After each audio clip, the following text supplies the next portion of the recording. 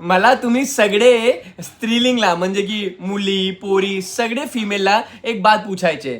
काहीतरी व्रत होतो तुम्ही लोक ठेवतो कारण तुम्हाला छान नवरा भेटणार, असे काहीतरी व्रत होतो ना, तुम्ही लोक छान नवऱ्यासाठी ठेवतो.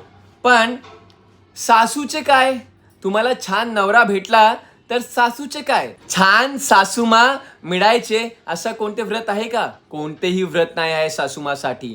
तर एका व्रत व्हायला पाहिजे सासूसाठी, ताकी तुम्ही लोक ते व्रत ठेवा, तेव्हा तुम्हाला छान सासूमा भेटणार. असे व्रत व्हायला पाहिजे. नाहीतर तुम्हाला अशी सास मिळाली ना तर तर तुमचे खरंच नाही वाट लागणार. मैं उपास नहीं रखी थी पर हमारी सासू माँ छान भेटाली छान भेटली.